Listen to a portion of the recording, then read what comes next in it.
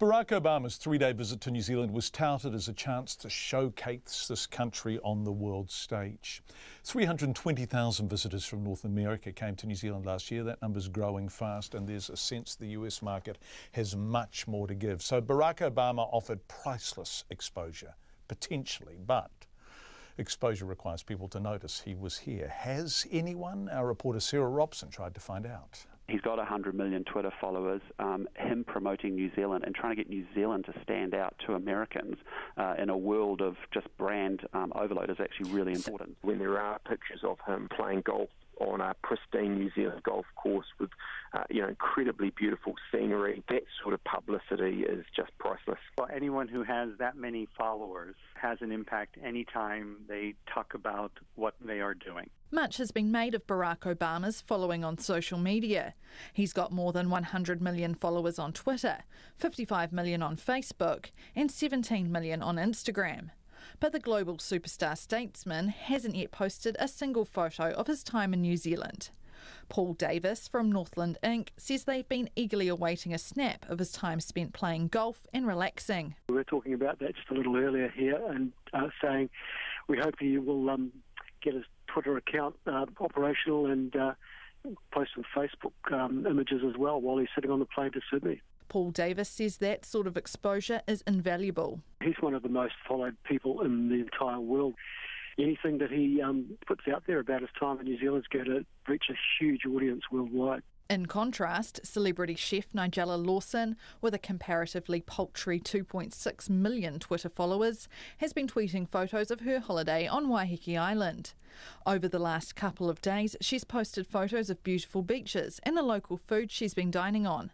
But Summer Capitan, a senior lecturer in marketing at AUT, says different people do have different social media styles. When Oprah came here, she went crazy with it. She's her on a horse. I love it here. I love New Zealand.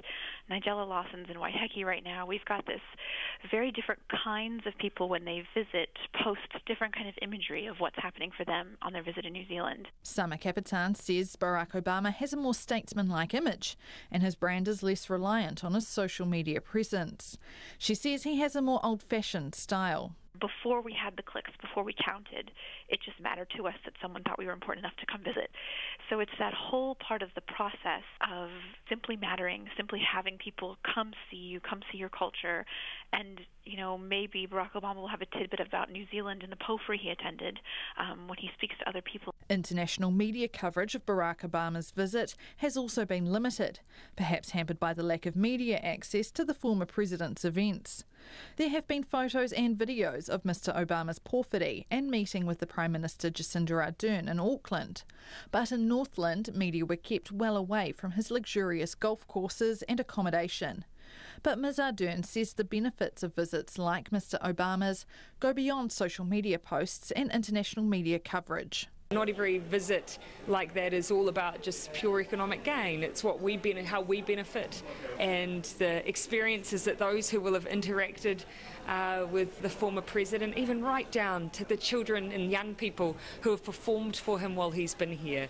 All of that makes a huge impact on communities and on our country. Economist Shamabil Jacob says visits like Mr Obama's are so fleeting, it's hard to quantify what impact they might have on the tourism sector. It's very hard to tell that this many people have come as a result of the Rugby World Cup or the America's Cup or Lord of the Rings or the visit from APEC or the visit from Barack Obama. Increasingly, we're seeing much more of the, recognition and those kinds of things that's related to social media, but very difficult to quantify them and attribute accurately. And Shamabil Jacob wonders why these visits are even thought of in economic terms. We should be thinking about this from a more of a political and diplomatic perspective. That's why we do it. I don't know why we have to make everything into an economic argument. Barack Obama departed this afternoon for Sydney, where Northland tourism operators and others hope he might be tempted to tweet a fond memory of his Kiwi visit. Mō te hōtaka o te ahi, ko Sarah Robson, aho.